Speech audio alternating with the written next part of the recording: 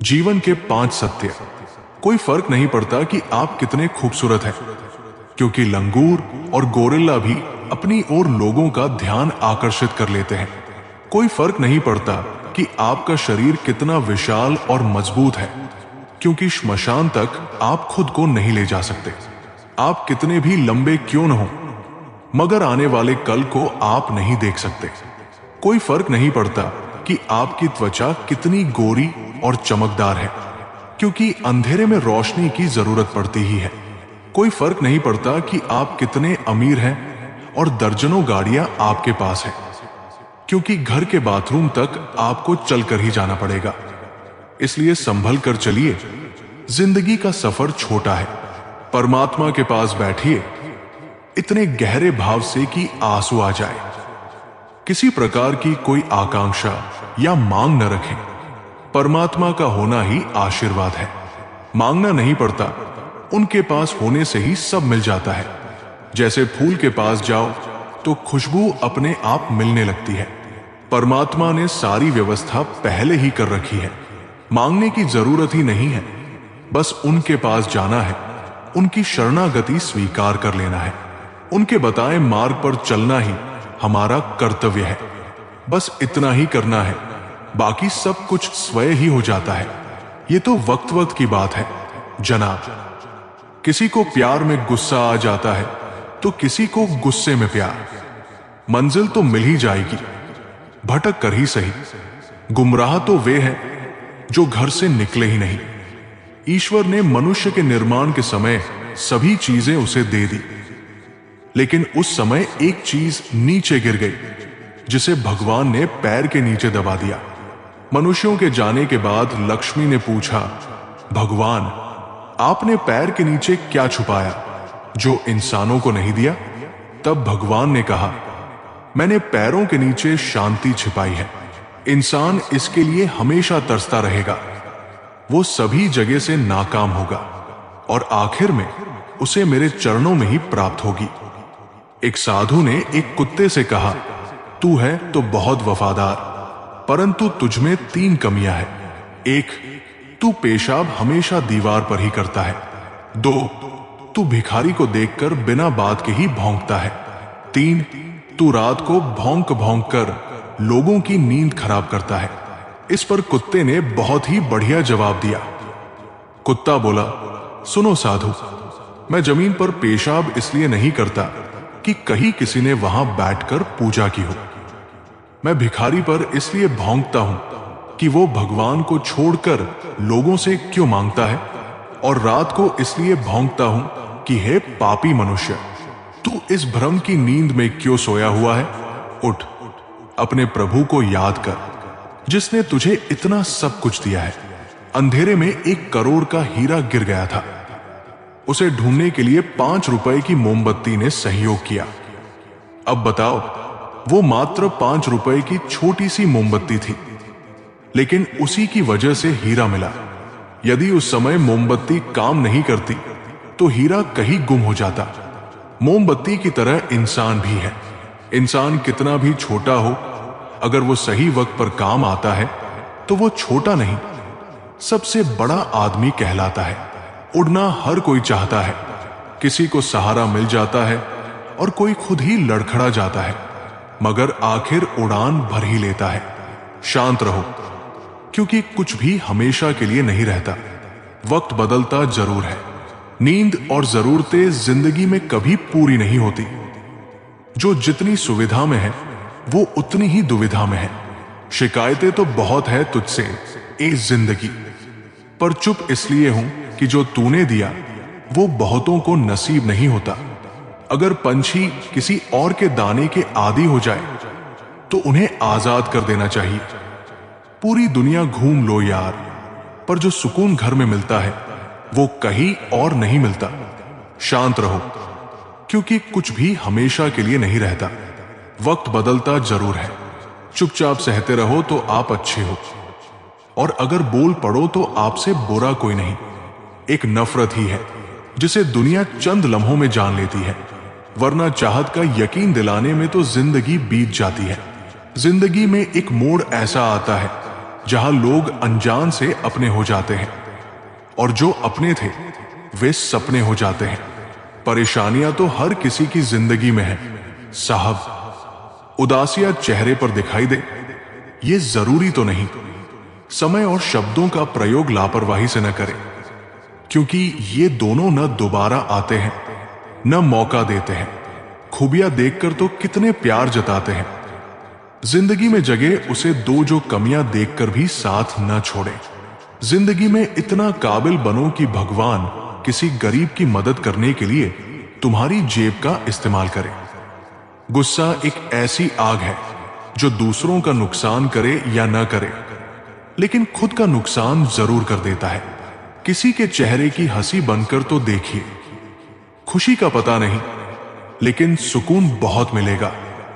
रुकावट तो जनाब जिंदा इंसान के हिस्से में ही आती है, वरना जनाजे के लिए तो सब रास्ता छोड़ देते हैं। अगर जो चाहा था वो नहीं मिला, तो एक बार जो मिला है उसे चाह कर देखो। जो रिश्ता हमें रुला दे उससे गहरा कोई और रिश्ता नहीं। जो रिश्ता हमें रोते हुए छोड़ दे उससे कमजोर कोई और रिश्ता नहीं। बूंद सा जीवन है इंसान का, लेकिन अहंकार सागर से भी बड़ा है। सच्चे साथ देने वालों की बस एक ही निशानी होती है कि वे जिक्र नहीं करते, हमेशा फिक्र किया करते हैं। अपने अगले कदम के बारे में सीक्रेट रखो। यहां अच्छा चाहने वाले हो या ना हो, पर बुरा चाहने वाले बहुत लोग हैं। जीवन में ज्यादा रिश्ते हों ये जरूरी नहीं, पर जो रिश्ते हैं उनमें जीवन होना जरूरी है।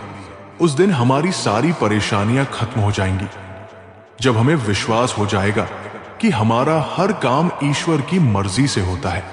टूटने का मतलब खत्म होना नहीं होता। कभी कभी टूटने से जिंदगी की शुरुआत भी होती है। ख्वाहिशों के काफिले भी कितने अजीब होते हैं। ये गुजरते वहीं से हैं जहां रास्ते नहीं होते। दुनिया का उसूल है, जब तक काम है तब तक नाम है, बाकी दूर से ही सलाम है। यदि आप अपने जीवन में सफलताओं का आनंद लेना चाहते हैं तो अपने जीवन में कठिनाइयों को कभी आने से न रोकें। अपनों के साथ वक्त का पता नहीं चलता, मगर वक्त के साथ अपनों का पता चल जाता है। चलिए अब हम आपको एक कथा सुनाते हैं, जब श्री कृष्ण ने एक वृद्ध महिला को सिखाया कि जीवन में संतोष ही सबसे बड़ा सुख है। एक बार श्री कृष्ण द्वारका में अपने महल में बैठे थे। तभी एक वृद्ध महिला आई जो बहुत गरीब थी। उसके कपड़े पुराने और फटे हुए थे, लेकिन उसके चेहरे पर एक अजीब सी शांति थी। उसने श्री कृष्ण को प्रणाम किया और कहा, हे माधव, मैं आपकी सच्ची भक्त हूं। मैंने जीवन भर आपकी भक्ति की है, लेकिन फिर भी मैं अत्यंत गरीब हूं। मुझे कोई सुख नहीं मिला, कृपया बताइए क्यों? श्री कृष्ण मुस्कुराए और बोले, मां, मैं तुम्हें एक कार्य सौंपता हूं। पास के गांव में जाओ और वहां के सबसे सुखी व्यक्ति को खोज कर लाओ। जब तुम उसे देख लोगी तो तुम्हें अपने प्रश्न का उत्तर मिल जाएगा। वृद्धा ने सोचा कि यह कार्य कठिन नहीं होगा। वो गांव में गई और सबसे अमीर आदमी से मिली, जो एक बड़ा व्यापारी था। पहली सीख, धन से सुख नहीं मिलता। वृद्धा ने उस व्यापारी से पूछा, क्या आप सबसे सुखी व्यक्ति हैं? व्यापारी ने लंबी सांस ली और कहा, मैं धनवान हूं, लेकिन मैं सुखी नहीं हूं। मैं हमेशा इस चिंता में रहता हूं कि मेरा व्यापार कैसे बढ़े और कोई मेरा धन न चुरा ले। मुझे रात भर नींद नहीं आती। वृद्धा को आश्चर्य हुआ। वो आगे बढ़ी और एक राजा से मिली, जिसे पूरे राज्य में सबसे शक्तिशाली कहा जाता था। दूसरी सीख, सत्ता से सुख नहीं मिलता। राजा से पूछने पर उसने कहा, मैं राजा हूं, परंतु हमेशा युद्धों और षड्यंत्रों से घिरा रहता हूं। मुझे अपने सिंहासन की चिंता रहती है। मेरे पास सब कुछ है, लेकिन मुझे कभी सच्चा सुख नहीं मिला। वृद्धा ने सोचा, यदि धन और सत्ता से सुख नहीं मिलता तो सुख कहां मिलेगा? अब वो निराश होकर गांव के एक साधारण किसान के पास गई। किसान अपने छोटे से खेत में हल चला रहा था और गुनगुना रहा था। उसके चेहरे पर प्रसन्नता थी। तीसरी सीख, संतोष ही सबसे बड़ा सुख है। वृद्धा ने किसान से पूछा, क्या तुम सुखी हो? किसान मुस्कुराया और बोला, हां, मैं अत्यंत सुखी हूं। मैं जो कुछ भी कमाता हूं उसमें संतुष्ट रहता हूं। मेरी मेहनत से मेरा परिवार पलता है और मैं हर दिन भगवान का धन्यवाद करता हूं कि उन्होंने मुझे ये जीवन दिया। वृद्धा को अब समझ आ गया कि सच्चा सुख धन, सत्ता या भौतिक वस्तुओं में नहीं बल्कि संतोष में है। जब वृद्धा श्री कृष्ण के पास लौटी तो उन्होंने पूछा, क्या तुमने सबसे सुखी व्यक्ति को पाया? वृद्धा ने सिर झुका लिया और बोली, हे माधव, अब मैं समझ गई। सुख बाहर नहीं बल्कि हमारे मन के भीतर है।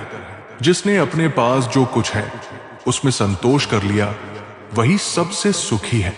श्री कृष्ण मुस्कुराए और बोले, वत्स, यही जीवन का सबसे बड़ा सत्य है। सुख की खोज बाहर मत करो, उसे अपने हृदय में खोजो। जब तुम संतोषी बनोगी तो हर परिस्थिति में सुखी रहोगी। 1.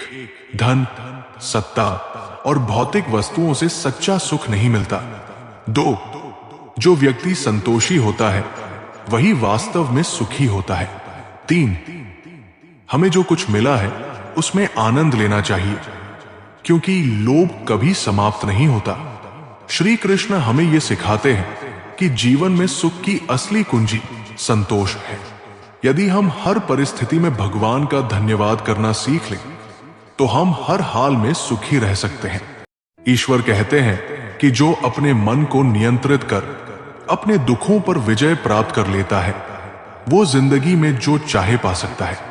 किसी भी समस्या से भागना समाधान नहीं है, बल्कि समस्या को समझना और किसी निष्कर्ष पर पहुंचना ही समाधान है। हर समस्या के 3 समाधान होते हैं, स्वीकार करो, बदल दो या फिर छोड़ दो। जैसे उबलते पानी में परछाई नहीं दिखती, ठीक उसी तरह परेशान मन से समाधान भी नहीं देखे जाते। शांत होकर देखिए, सभी समस्याओं का हल मिल जाएगा। उनके होते हुए तू क्यों परेशान है? कान्हा के चरणों में तो हर समस्या का समाधान है। राधा राधा जपने से सब ठीक हो जाएगा, क्योंकि यही वो नाम है जिससे कृष्ण को प्यार है। अगर तुम श्री कृष्ण को अपना बना सकते हो तो जीवन के सारे दुख दर्द दूर हो जाएंगे और सुख की अनुभूति होगी। भगवान श्री कृष्ण कहते हैं, यदि मेरा भक्त मौन होकर सब कुछ सुन रहा है तो स्मरण रखिए, उसके मौन और विश्वास का उत्तर मैं स्वयं देता हूं। मां का हाथ और श्री कृष्ण का साथ है तो फिर दुख में भी सुख का एहसास है। मौन सबसे अच्छा उत्तर है उस व्यक्ति के लिए जो आपके शब्दों को महत्व ही नहीं देता। अपनी पीड़ा के लिए संसार को दोष मत दो, अपने मन को समझाओ। तुम्हारे मन का परिवर्तन ही तुम्हारे दुखों का अंत है। दृष्टि से अधिक आवश्यक प्रेम और आदर भरा दृष्टिकोण है, क्योंकि वही आपको प्रेम और सम्मान दिलाएगा। राधा ने श्री कृष्ण से पूछा, प्यार का असली मतलब क्या होता है? श्री कृष्ण ने हंसकर कहा, जहां मतलब होता है वहां प्यार ही कहा होता है। ईश्वर पर भरोसा इतना रखो कि जब तुम्हारी इच्छा से काम न हो तो समझ जाओ कि ये उनकी इच्छा है, और जब तुम्हारी इच्छा से काम हो तो समझो कि ये उनकी कृपा है। कभी जीवन में हारा हुआ महसूस करो और कोई मार्ग न दिखे तो भगवद गीता की शरण अवश्य लेना।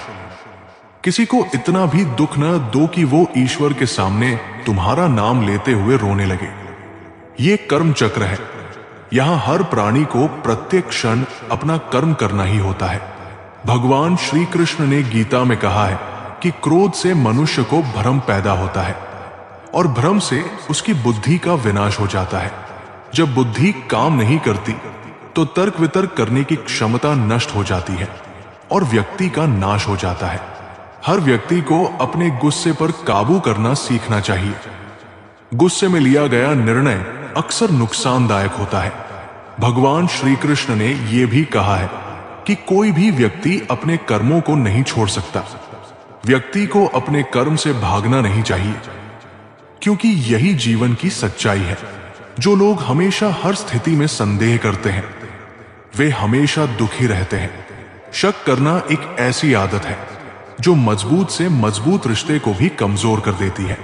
जिज्ञासा होना अच्छी बात है, लेकिन अत्यधिक संदेह मनुष्य को दुखी कर देता है। शक करने वाले इंसान के पास अंत में पछतावे के अलावा कुछ नहीं बचता।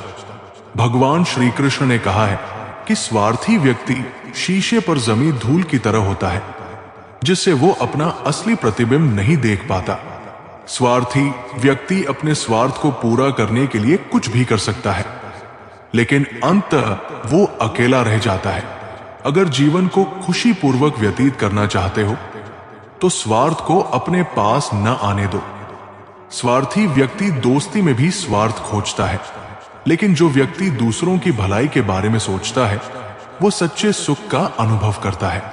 मनुष्य के जीवन में सुख दुख दोनों स्थितियां आती रहती है। सुख में अति प्रसन्न न हो और दुख में निराश न हो। जो व्यक्ति सांसारिक इच्छाओं को त्याग कर फल की चिंता किए बिना अपने कर्म करता है वो योगी कहलाता है। जिसका मन नियंत्रण में होता है उसके लिए उसका मन सबसे बड़ा मित्र होता है, लेकिन जिसका मन नियंत्रण में नहीं होता उसके लिए वही मन सबसे बड़ा शत्रु बन जाता है। जो व्यक्ति अपने मन पर विजय प्राप्त कर लेता है उसे परमात्मा की प्राप्ति हो जाती है। जब ज्ञान प्राप्त हो जाता है तब सुख दुख, सर्दी गर्मी, मान अपमान सब समान लगने लगते हैं। एक बार की बात है, एक व्यक्ति जंगल के रास्ते से होकर दूसरे शहर को जा रहा था। रास्ते में उसने एक हाथी को देखा। उसने देखा कि वो बहुत ही ज्यादा ताकतवर था, लेकिन इतना शक्तिशाली होने के बावजूद भी वो किसी रस्सी से बंधा हुआ था। व्यक्ति को बहुत आश्चर्य हुआ कि इतना शक्तिशाली हाथी एक पतली सी रस्सी से बंधा हुआ है, जबकि हाथी चाहे तो रस्सी को एक ही बार में तोड़ सकता है। वो बड़े से बड़े चट्टान, पेड़ या किसी भी चीज को उखाड़ सकता है और बड़े बड़े जंजीरों को भी तोड़ सकता है, लेकिन फिर भी वो पतली और कमजोर रस्सी से बंधा हुआ था। वहां न तो कोई जंजीर थी और न ही कोई पिंजरा, फिर भी वो असमर्थ दिख रहा था। उस व्यक्ति के मन में ये सवाल आया और वो बहुत विचलित हो गया। उसने तुरंत ही हाथी ऐरावत के पास जाकर पूछा, इतना मजबूत हाथी इस पतली और कमजोर रस्सी से बंधा हुआ क्यों है, और ये हाथी इसे तोड़ने की चेष्टा भी क्यों नहीं कर रहा? तब ऐरावत ने कहा, जब ये हाथी बहुत छोटा था तभी से इसे इसी पतली रस्सी से बांधा जाता था।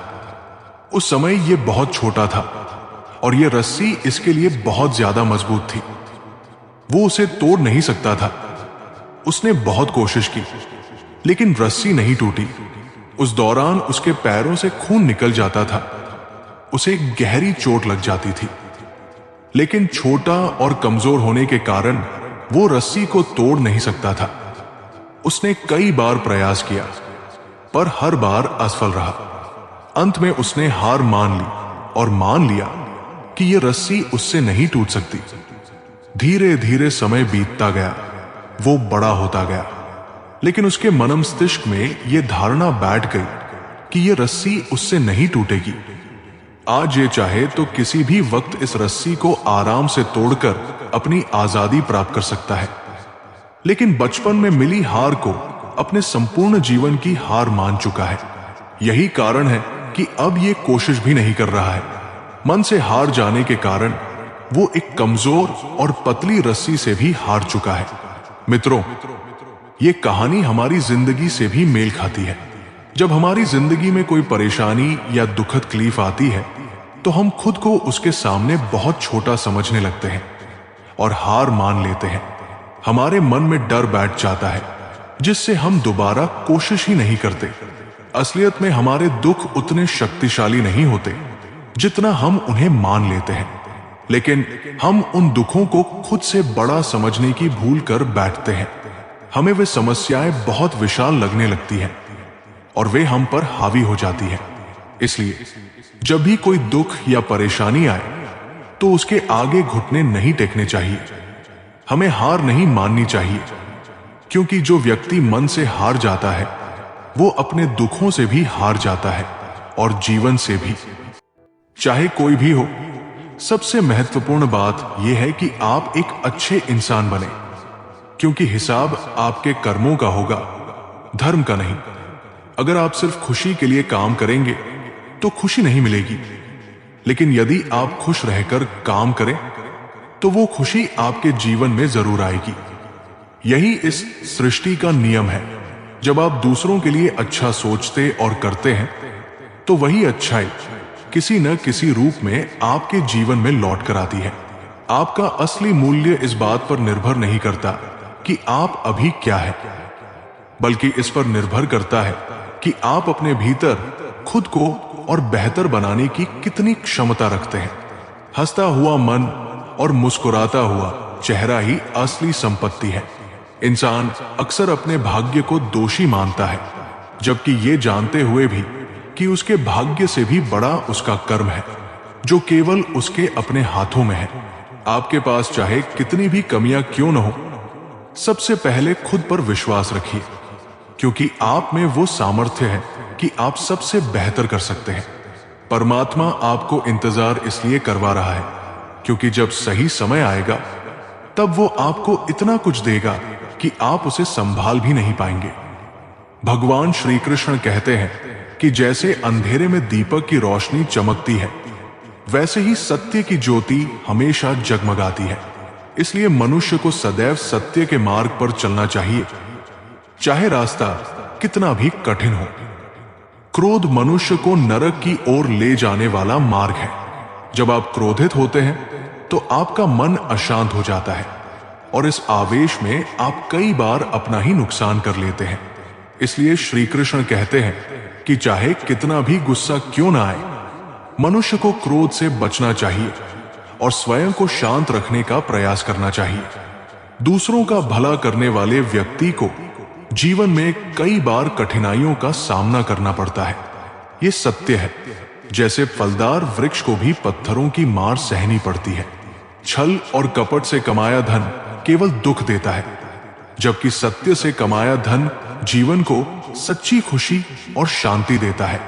चुप्पी से बड़ा कोई उत्तर नहीं होता और माफी से बड़ी कोई सजा नहीं होती। जब मेहनत करने के बाद भी सपने पूरे ना हो तो अपने सिद्धांत बदलने की बजाय रास्ता बदले। पेड़ हमेशा पत्ते बदलता है, लेकिन उसकी जड़ें वही रहती है। अगर किसी की संगति से आपके विचार शुद्ध होने लगे तो समझ ले कि वो व्यक्ति साधारण नहीं है। कठिन समय ही आपको आपकी असली ताकत का एहसास दिलाता है। जिसने कभी कठिनाई का सामना नहीं किया, उसे अपनी क्षमता का भी ज्ञान नहीं होगा। जो लोग दूसरों के दुख और तकलीफों को समझते हैं, जिनके दिल में दया और सहानुभूति होती है, उन्हें जीवन में दोबारा जन्म नहीं लेना पड़ता।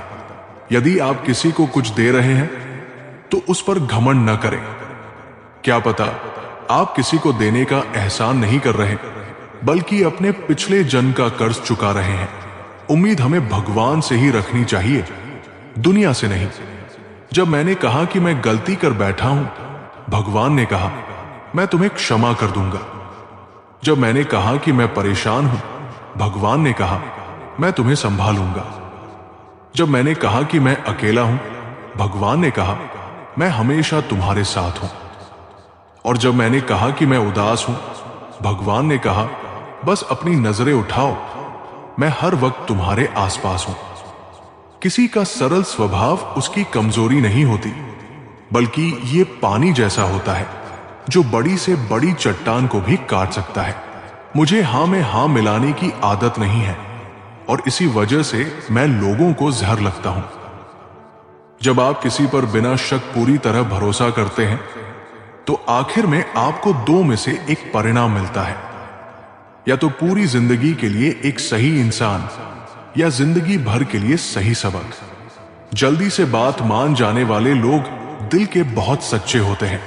आजकल रिश्तों को जोड़े रखने के लिए कभी अंधा, कभी बहरा, तो कभी गूंगा भी बनना पड़ता है। मुझसे नफरत तभी करना जब मेरे बारे में सब कुछ जान जाओगे, तब नहीं जब किसी और से सुना हो। ज्यादा देने वाला हमेशा ठगा गया है, फिर चाहे वो प्रेम हो, साथ हो या विश्वास। आत्मसम्मान को बेचकर बदले में कितनी ही संपत्ति मिले, आप कभी सुखी नहीं हो सकते। जब तक आप ये जानते हैं कि आप कौन हैं और आपको किस चीज में खुशी मिलती है, तब तक आपको फर्क ही नहीं पड़ेगा कि दूसरे आपके बारे में क्या सोचते हैं। मैं जितना लोगों को समझता गया, अकेलापन और भी अच्छा लगने लगा। अगर तुम्हारे घर आज आग लग जाए तो लोग सहानुभूति जताने आएंगे और कहेंगे बहुत बुरा हुआ। लेकिन अगर तुम्हारा घर बड़ा हो जाए तो कोई बधाई देने के लिए नहीं आएगा। जब आपके साथ कुछ अच्छा होता है तो कोई खास खुशी जाहिर नहीं करेगा, लेकिन जैसे ही आपके साथ कुछ बुरा होता है, सब आकर वेदना प्रकट करेंगे। दुआ मांगने से किसका भला होता है? मिलता तो वही है जो हमने बोया होता है। तुम नीचे गिरकर देखो, कोई नहीं आएगा उठाने, मगर जरा उठकर तो देखो, सब आएंगे गिराने। अगर शराब की दुकान पर बैठकर दूध पियोगे तो तुम्हें शराबी का ही दर्जा मिलेगा, और अगर किसी मंदिर में बैठकर शराब ही पियोगे तो तुम्हें एक संत का दर्जा दिया जाएगा। इसलिए आप किसके साथ उठते बैठते हो, ये बहुत मायने रखता है।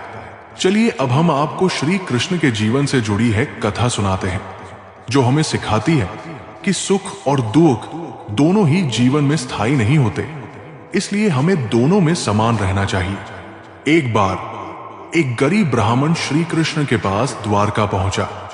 वो बहुत दुखी था और श्री कृष्ण से बोला, हे माधव, मैं एक सच्चा भक्त हूं, फिर भी मेरे जीवन में केवल दुख ही दुख है। कृपया मुझे इस दुख से बाहर निकालिए।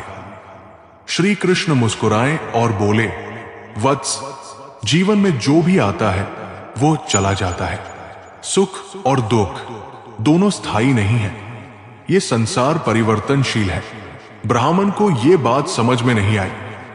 उसने कहा, प्रभु, कृपया मुझे कोई ऐसी सीख दीजिए जिससे मैं इस सत्य को वास्तव में समझ सकूं। श्री कृष्ण ने उसे एक छोटा सा सिक्का दिया, जिस पर लिखा था, यह समय भी बीत जाएगा। ब्राह्मण ने सिक्का लिया और अपने घर चला गया। कुछ समय बाद उसकी किस्मत बदल गई। उसे अचानक कहीं से धन प्राप्त हुआ। लोग उसकी प्रशंसा करने लगे और वो समृद्ध बन गया। अब वो खुशी से भर गया और अपने पुराने दुखों को भूल गया। लेकिन तभी उसने देखा कि वही सिक्का अभी भी उसके पास है। उसने उस पर लिखा वाक्य पढ़ा, ये समय भी बीत जाएगा। वो सोचने लगा, अगर ये सुख भी बीत जाएगा तो मुझे अहंकार नहीं करना चाहिए। फिर कुछ वर्षों बाद उसका व्यापार डूब गया और वो फिर से गरीब हो गया। इस बार वो बहुत दुखी हुआ, लेकिन तभी उसने फिर से वही सिक्का देखा और पढ़ा, ये समय भी बीत जाएगा। अब उसे श्री कृष्ण की बात समझ में आ गई। उसने धैर्य रखा और धीरे धीरे उसका जीवन फिर से संवर गया। ब्राह्मण फिर से श्री कृष्ण के पास पहुंचा और बोला, हे प्रभु, अब मैं समझ गया, सुख और दुख दोनों स्थायी नहीं है। यदि हम सुख में अहंकार करेंगे तो दुख हमें कमजोर कर देगा, लेकिन यदि हम दुख में धैर्य रखेंगे तो सुख अवश्य आएगा।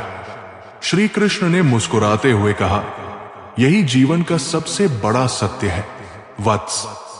इसलिए जो व्यक्ति हर स्थिति में समान भाव रखता है, वही सच्चा ज्ञानी और भक्त होता है। इस कथा से हमें क्या सीख मिलती है? एक, सुख और दुख दोनों अस्थायी होते हैं।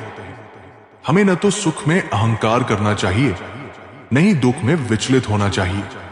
दो, धैर्य सबसे बड़ी शक्ति है। कठिन समय में धैर्य रखना ही सच्ची समझदारी है। तीन, हर परिस्थिति में संतुलित रहना चाहिए।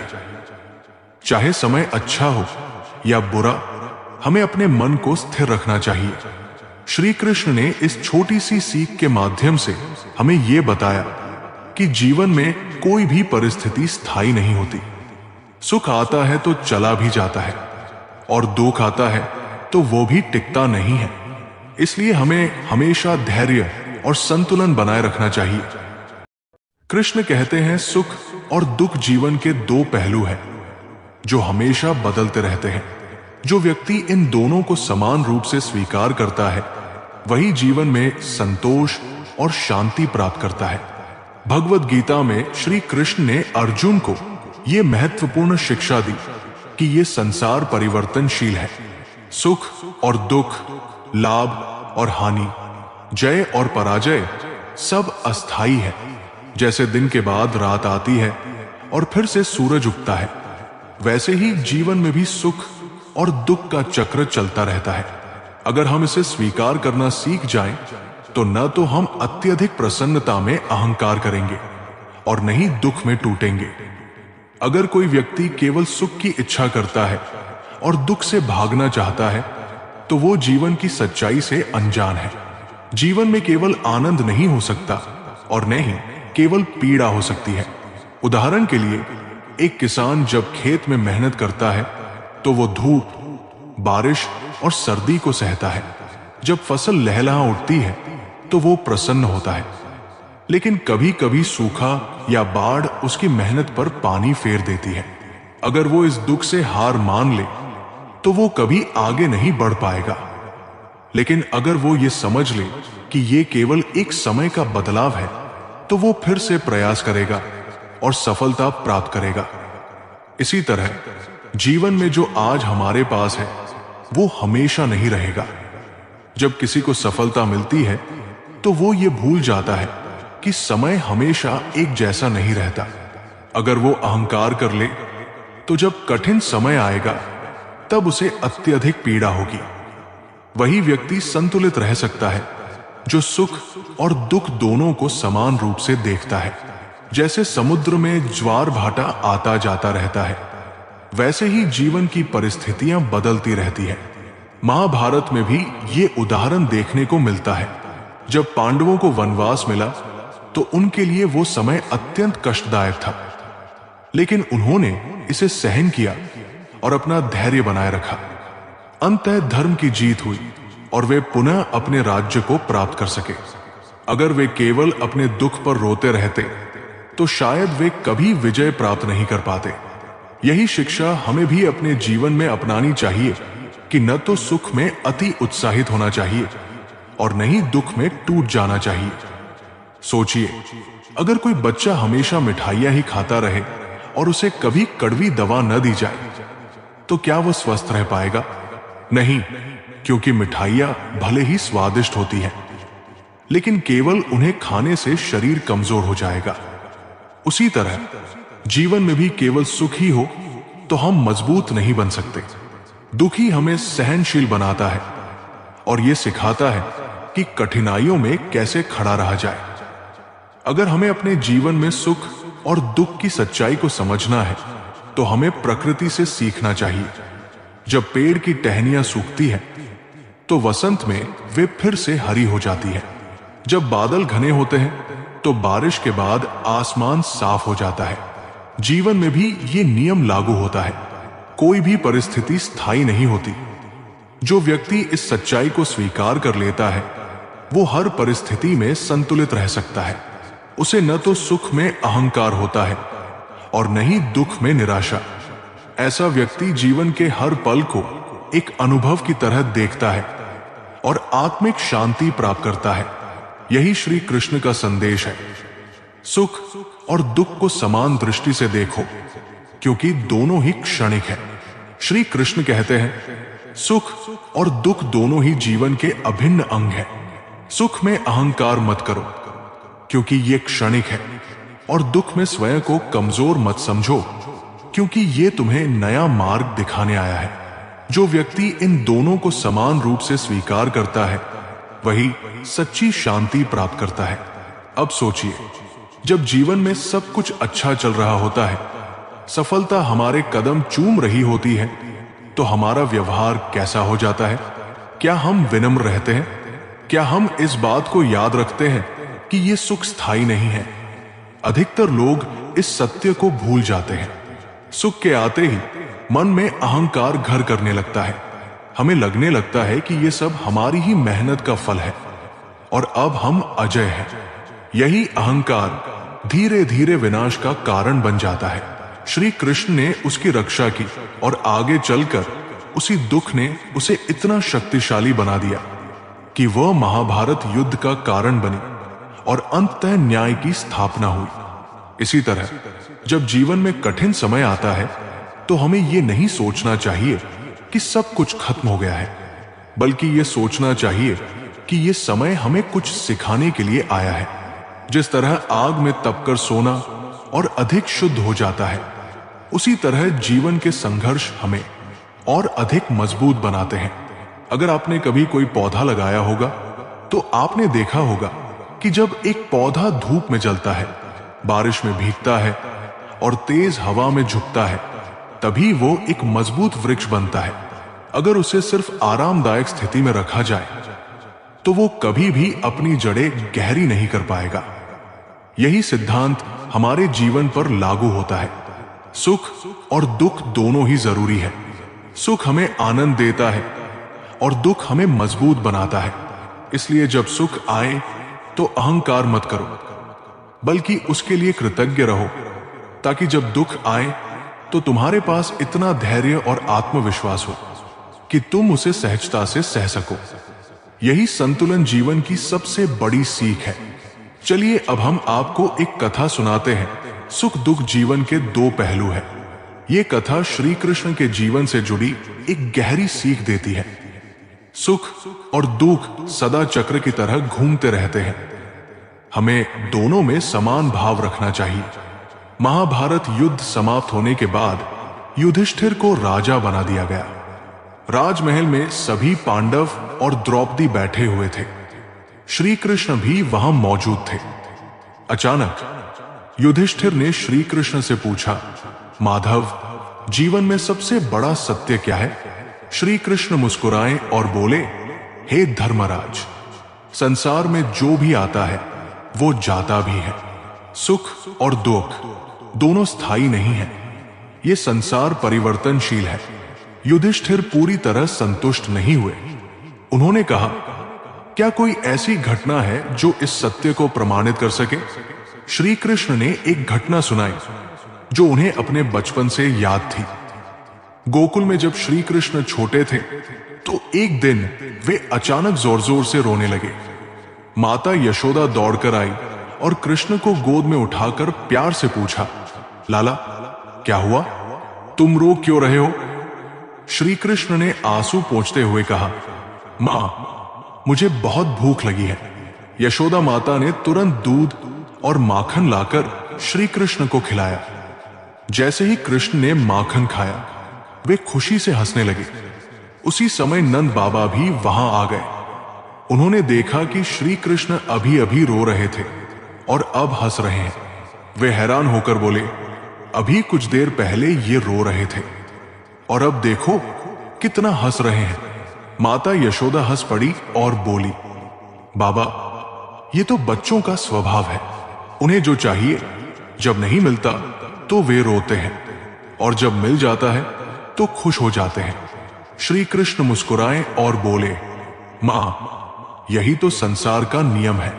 जब मनुष्य को सुख मिलता है तो वो हंसता है और जब दुख आता है तो वह रोता है। लेकिन ये सब अस्थाई है। कहानी समाप्त कर श्री कृष्ण ने युधिष्ठिर से कहा, हे धर्मराज, सुख और दुख जीवन में वैसे ही आते जाते रहते हैं। जैसे मेरे बचपन में भूख लगने से मैंने रोना शुरू कर दिया था और फिर भोजन मिलने पर हंसने लगा था। फिर श्री कृष्ण ने आगे कहा, समझदार मनुष्य वही होता है जो न सुख में अहंकार करता है और न दुख में विचलित होता है। सुख दुख का चक्र निरंतर चलता रहेगा, लेकिन हमें अपना धैर्य और विश्वास बनाए रखना चाहिए। इस कथा से हमें क्या सीख मिलती है? एक, सुख और दुख दोनों स्थायी नहीं हैं। वे समय के साथ बदलते रहते हैं। इसलिए किसी भी परिस्थिति में अधीर नहीं होना चाहिए। दो, धैर्य सबसे बड़ा धन है। जो मनुष्य सुख दुख में समान भाव रखता है वो सबसे श्रेष्ठ होता है। तीन, ईश्वर पर विश्वास रखें। यदि हम कृष्ण की तरह इस सत्य को समझ लेंगे तो हम जीवन में कभी भी परेशान नहीं होंगे। श्री कृष्ण ने अपने बचपन की इस छोटी सी घटना के माध्यम से यह सिखाया कि जीवन में सुख दुख आते जाते रहेंगे, लेकिन हमें हमेशा शांत और संतुलित रहना चाहिए। जो इंसान हर परिस्थिति में खुद को संतुलित रखता है वही सच्चे सुख का अनुभव करता है। जीवन में न सुख स्थायी है न दुख, ये तो केवल मन की अवस्था है। जो इसे समझ लेता है वो हर स्थिति में शांत और प्रसन्न रहता है। अगर कोई तुम्हें बार बार ठुकरा रहा है तो समझ लो कि वो तुम्हारे लायक नहीं है और ईश्वर तुम्हें इससे बेहतर देने की तैयारी कर रहा है। जो चीज तुम्हारे लिए बनी नहीं उसके पीछे भागना तुम्हारे आत्मसम्मान को चोट पहुंचाएगा। जब भी कोई तुम्हारे साथ अन्याय करे, क्रोधित होने के बजाय मुस्कुराओ, क्योंकि समय सबसे बड़ा न्यायाधीश है। जो कर्म तुम करोगे वही तुम्हारे पास लौट कर आएगा। अच्छे कर्मों का फल देर से ही सही पर अवश्य मिलता है। अगर कोई तुम्हें समझ नहीं पा रहा तो उन्हें सफाई देने में समय मत गंवाओ। जो तुम्हें सच में चाहता है वो तुम्हारी खामोशी में भी तुम्हारे दिल की बात समझ लेगा। रिश्तों में स्वार्थ नहीं होना चाहिए, वरना वे सौदे बन जाते हैं। प्रेम का असली स्वरूप तब दिखता है जब बिना किसी अपेक्षा के केवल देने की भावना से कोई रिश्ता निभाया जाता है।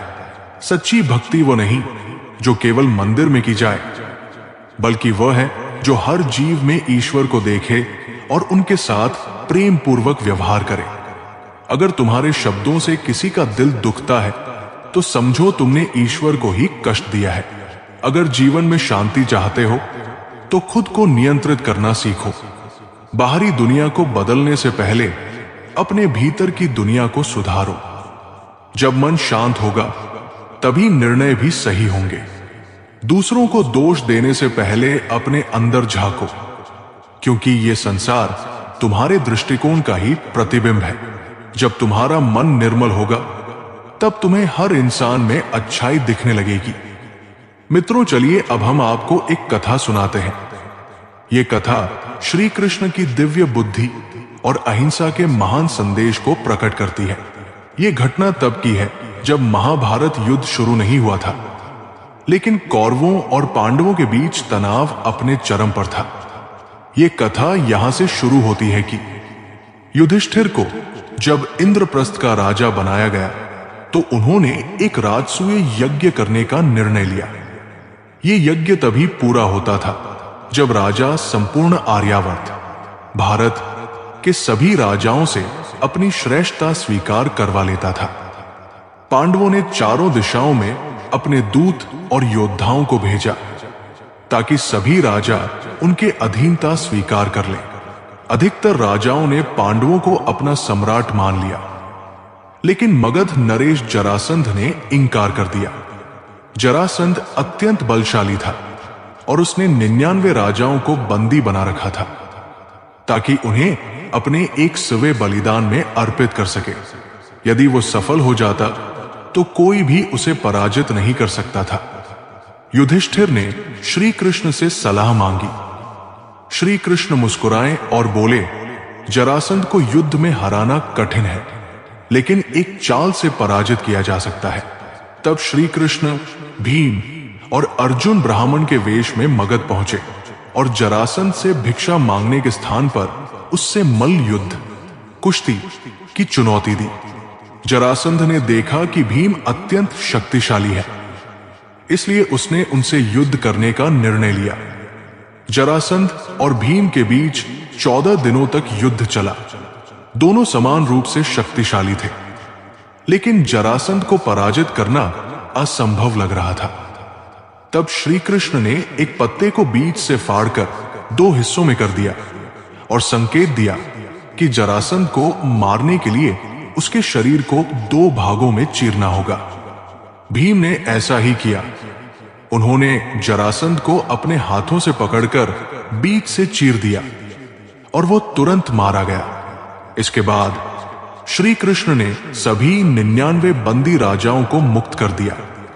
कौरवों का जलन और श्री कृष्ण की निहत थी विजय।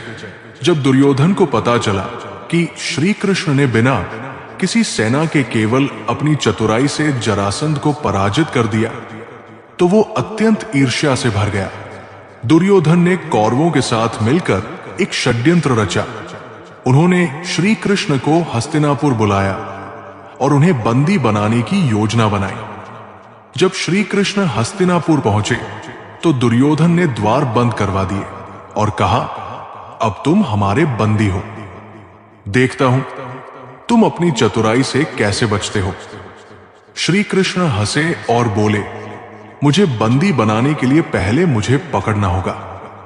तभी श्री कृष्ण ने अपना दिव्य रूप प्रकट किया। उनका शरीर सूर्य के समान तेजस्वी हो गया और उनकी हजारों भुजाएं प्रकट हुई।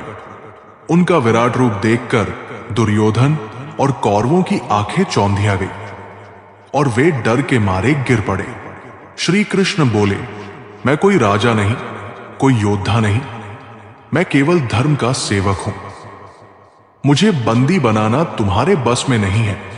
इसके बाद श्री कृष्ण मुस्कुराते हुए वापस द्वारका चले गए और कौरव अपनी ही योजना में अपमानित हो गए। इस कथा से हमें क्या सीख मिलती है? एक, शक्ति से अधिक बुद्धि का महत्व है। श्री कृष्ण ने सिद्ध किया कि केवल बल से नहीं बल्कि चतुराई से भी विजय प्राप्त की जा सकती है। दो, अहंकार हमेशा पराजित होता है। जरासंध और दुर्योधन दोनों ने अहंकार किया और दोनों को श्री कृष्ण के सामने झुकना पड़ा। तीन, धर्म का साथ देने वाले को सदा विजय मिलती है। श्री कृष्ण ने हमेशा धर्म का पक्ष लिया, इसलिए वे कभी पराजित नहीं हुए।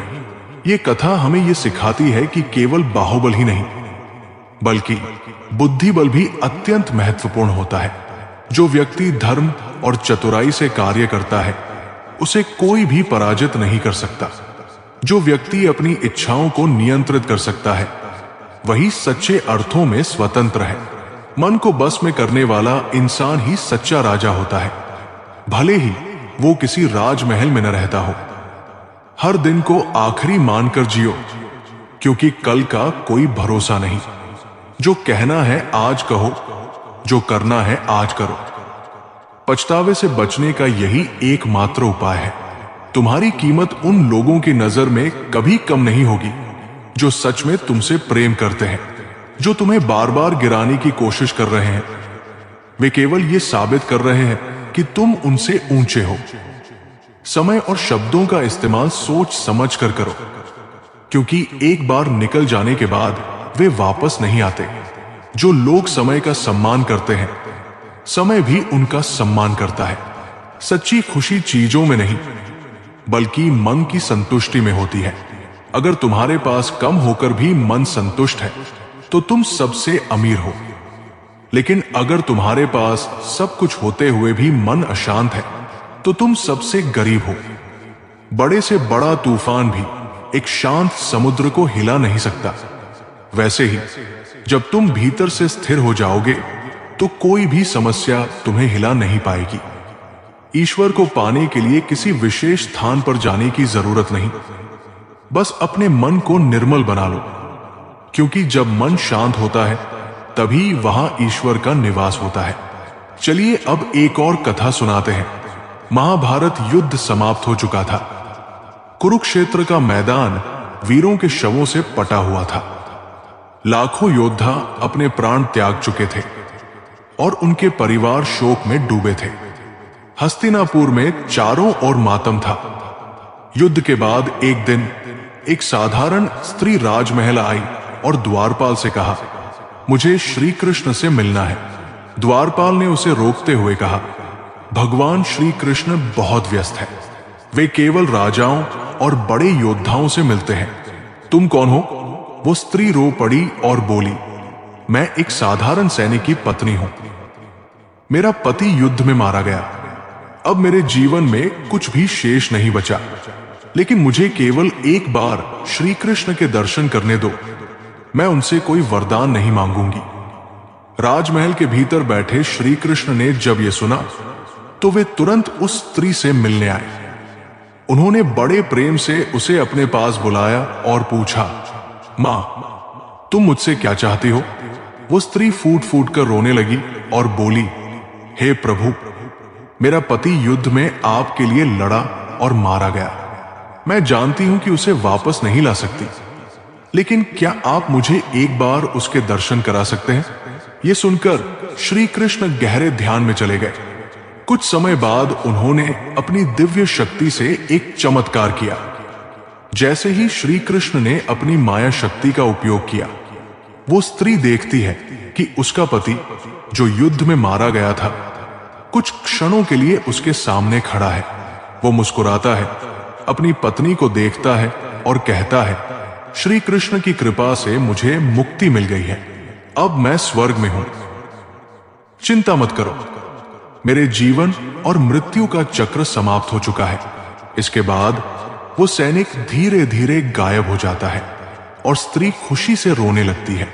इस कथा से हमें क्या सीख मिलती है? एक, भगवान केवल राजा और योद्धाओं के लिए नहीं, बल्कि हर भक्त के लिए है। श्री कृष्ण ने दिखाया कि वे केवल महान योद्धाओं या धनवानों के नहीं, बल्कि हर व्यक्ति के भगवान हैं, चाहे वो साधारण सैनिक की पत्नी ही क्यों न हो।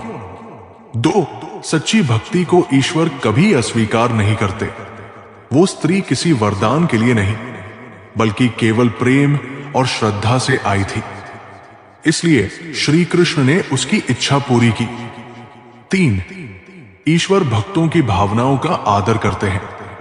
श्री कृष्ण ने साबित किया कि वे अपने भक्तों की पीड़ा को समझते हैं और उनकी सहायता के लिए हमेशा तैयार रहते हैं। ये कथा हमें ये सिखाती है कि सच्चा प्रेम और भक्ति भगवान तक पहुंचने का सबसे सरल मार्ग है। जो कोई भी सच्चे हृदय से श्री कृष्ण को पुकारता है, वे उसकी पुकार अवश्य सुनते हैं। राधा राधा जपने से हो जाएगा, क्योंकि यही वो नाम है जिससे कृष्ण को प्यार है। अगर तुम श्री कृष्ण को अपना बना सकते हो, तो जीवन के सारे दुख दर्द दूर हो जाएंगे और सुख की अनुभूति होगी। भगवान श्री कृष्ण कहते हैं, यदि मेरा भक्त मौन होकर सब कुछ सुन रहा है, तो स्मरण रखिए, उसके मौन और विश्वास का उत्तर मैं स्वयं देता हूं। मां का हाथ और श्री कृष्ण का साथ हो, तो फिर दुख में भी सुख का एहसास होता है। मौन सबसे अच्छा उत्तर है किसी ऐसे व्यक्ति के लिए जो आपके शब्दों को महत्व ही नहीं देता। अपनी पीड़ा के लिए संसार को दोष मत दो, अपने मन को समझाओ। तुम्हारे मन का परिवर्तन ही तुम्हारे दुखों का अंत है। दृष्टि से अधिक आवश्यक प्रेम और आदर भरा दृष्टिकोण है, क्योंकि वही आपको प्रेम और सम्मान दिलाएगा। राधा ने श्री कृष्ण से पूछा, प्यार का असली मतलब क्या होता है? श्री कृष्ण ने हंसकर कहा, जहां मतलब होता है, वहां प्यार ही कहा होता है। ईश्वर पर भरोसा इतना रखो कि जब आपकी इच्छा से काम न हो, तो समझ लीजिए कि ये उनकी इच्छा है, और जब आपकी इच्छा से काम हो, तो समझ लीजिए कि ये उनकी कृपा है। कभी जीवन में हारा हुआ महसूस करो और कोई मार्ग न दिखे, तो भगवत गीता की शरण अवश्य लेना। किसी को इतना भी दुख न दो कि वो ईश्वर के सामने आपका नाम लेते हुए रोने लगे। ये कर्म चक्र है। यहां हर एक प्राणी को प्रत्येक क्षण अपना कर्म करना ही होता है। भगवान श्री कृष्ण ने गीता में बताया है कि क्रोध से मनुष्य को भ्रम पैदा होता है, और भ्रम में वो अपनी बुद्धि का विनाश कर बैठता है। क्रोध में जब मनुष्य की बुद्धि काम नहीं करती, तब उसकी तर्क वितर्क करने की क्षमता नष्ट हो जाती है और व्यक्ति का वही नाश हो जाता है। इसी तरह हर एक व्यक्ति को अपने गुस्से पर काबू करना सीखना चाहिए। प्यारे मित्रों, अब हम आपको भगवान श्री कृष्ण के जीवन से जुड़ी एक कथा सुनते हैं। महाभारत युद्ध समाप्त हो चुका था।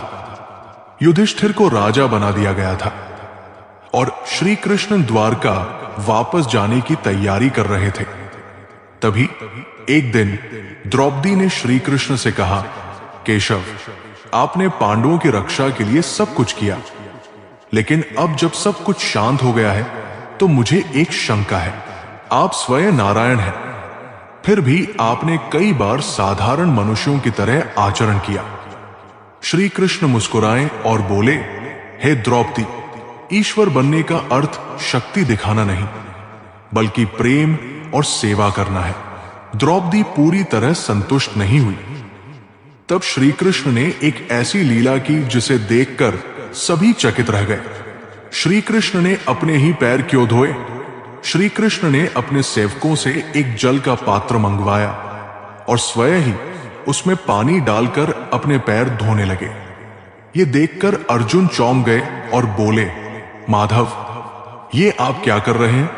पैर धोने का काम तो सेवक करते हैं। श्री कृष्ण ने मुस्कुराकर उत्तर दिया, अर्जुन, जब कोई राजा राज्याभिषेक के बाद अपने राज्य की रक्षा करता है तो वो सबसे पहले अपनी सीमाओं को शुद्ध करता है। मैं स्वयं का सेवक हूं, इसलिए मुझे अपने ही चरण धोने पड़े। युधिष्ठिर ने प्रश्न किया, किंतु प्रभु, आप तो स्वयं ईश्वर हैं, फिर ये सब क्यों? श्री कृष्ण ने गंभीर स्वर में उत्तर दिया, जो व्यक्ति अपने अहंकार का त्याग कर स्वयं को सबसे पहले शुद्ध नहीं करता, वो कभी भी सच्चा राजा या सच्चा भक्त नहीं बन सकता। जब तक मनुष्य स्वयं की शुद्धि नहीं करता, तब तक वो संसार को सुधारने योग्य नहीं होता। इस कथा से हमें क्या सीख मिलती है? एक, सच्चा नेता वही होता है जो पहले स्वयं को सुधारता है। श्री कृष्ण ने दिखाया कि पहले आत्मशुद्धि करनी चाहिए, तभी हम समाज को सुधार सकते हैं। दो, सेवा ही सच्चा धर्म है। भगवान ने अपने ही पैर धोकर यह सिखाया कि सेवा करने में ही सच्ची महानता है। तीन, अहंकार से मुक्त होना ही सच्ची भक्ति है। यदि स्वयं श्री कृष्ण, जो स्वयं भगवान है, सेवा करने में संकोच नहीं करते, तो हमें भी अहंकार छोड़कर विनम्रता अपनानी चाहिए। ये कथा हमें ये सिखाती है कि विनम्रता और सेवा सबसे बड़ी शक्ति है। जो अपने अहंकार को छोड़कर पहले स्वयं को सुधारता है, वही संसार में सच्चा बदलाव ला सकता है। मनुष्य गुस्से में कई बार ऐसा काम कर देता है जिससे उसे बाद में जाकर हानि का सामना करना पड़ता है। अगर मनुष्य अपने क्रोध पर काबू नहीं पा सकता, तो वो कोई गलत कदम उठा सकता है। जब भी मनुष्य के मन में क्रोध की भावना उत्पन्न होती है, तब उसका मस्तिष्क काम करना बंद कर देता है और वो सही गलत का उचित निर्णय नहीं ले पाता। इसलिए हमेशा मनुष्य को अपने क्रोध को काबू में रखना चाहिए और अपने मन को शांत रखना चाहिए, क्योंकि गुस्से में लिया गया फैसला आपको गहरी क्षति पहुंचा सकता है। भगवान श्री कृष्ण ने गीता में यह भी बताया है कि कोई भी व्यक्ति अपने कर्मों को नहीं छोड़ सकता। इसका मतलब यह है कि व्यक्ति साधारण समझ के साथ अपने कर्मों में लगा रहता है और उसे अपने कर्म से हटना या छोड़ना नहीं चाहिए, क्योंकि तभी वो ज्ञानवान बन सकता है। यदि मनुष्य अपने कर्मों से पीछा छुड़ा ले या कर्म करना बंद कर दे, तब वो अपने रास्ते से भटक जाता है। संसार का नियम है जिसके मुताबिक मनुष्य को अपने कर्म करते रहना होगा। जो व्यक्ति अपने कर्मों से बचना चाहता है या कर्म करना बंद कर देता है, ऐसी परिस्थिति में वो मनुष्य मन ही मन में डूबता जाता है। अर्थात जिस व्यक्ति का स्वभाव होता है, वो उसी के मुताबिक अपने कर्म करता है। जो लोग सदैव हर एक परिस्थिति में सत्य पर विश्वास रखते हैं और जरूरत से ज्यादा शक करते हैं, ऐसे लोगों के बारे में भगवान श्री कृष्ण ने कहा है, पूर्ण सत्य की खोज और हमेशा संदेह करना मनुष्य के दुख का कारण बनता है। शक करना एक ऐसी आदत है जो मजबूत से मजबूत रिश्ते को भी खतरे में डाल देती है। जिज्ञासा होना एक अलग बात है, लेकिन पूरी तरह से सत्य की खोज या फिर संदेह करना दुख प्रदान करता है। शक करने वाले इंसान के पास अंत में पछतावे के अलावा कुछ भी नहीं बचता। भगवान श्री कृष्ण ने एक बहुत बड़ी ज्ञान की बात कही है। जो मनुष्य बहुत मतलब रखते हैं और बस अपने स्वार्थ से मतलब रखते हैं, वे अपना मतलब पूरा करने के लिए कुछ भी कर सकते हैं, लेकिन ऐसे लोगों का कभी भला नहीं होता।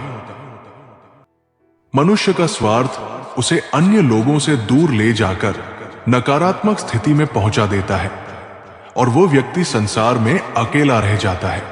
गीता में यह भी कहा गया है कि कि एक स्वार्थी व्यक्ति शीशे में फैली उस धूल की तरह होता है, जिसकी वजह से वो व्यक्ति अपना सही प्रतिबिंब कभी नहीं देख पाता। इसलिए किसी भी व्यक्ति को अगर जीवन में खुशी पूर्वक जीना है तो अपने स्वार्थ को कभी अपने पास ना आने दे, क्योंकि एक स्वार्थी मनुष्य दोस्ती में भी अपना स्वार्थ निकालने की कोशिश करता है। इसलिए जीवन में ऐसा मनुष्य बनो जो अपने साथ साथ दूसरों की भलाई के बारे में भी सोचे, तभी जाकर वो मनुष्य एक सफल और खुशीपूर्वक अपना जीवन व्यतीत करता है। मनुष्य के जीवन में सुख दुख दोनों ही स्थितियों का अनुभव होता रहता है। सुख की स्थिति में मनुष्य ज्यादा प्रसन्न हो जाता है तो वही दुख की स्थिति में निराशा महसूस करता है। इसलिए सुख और दुख दोनों ही स्थितियों में मनुष्य को अपने मन पर काबू रखकर उसे स्थिर रखना ही योग्य कहलाता है। जय श्री राधे कृष्णा मित्रों, अब हमारी ये वीडियो यहीं पर खत्म होती है। अगर आप हमारे चैनल पर पहली बार आए हो तो चैनल को सब्सक्राइब, वीडियो को लाइक और कमेंट में जय श्री राधे कृष्णा लिखना मत भूलना। मिलते हैं एक नई वीडियो में। धन्यवाद।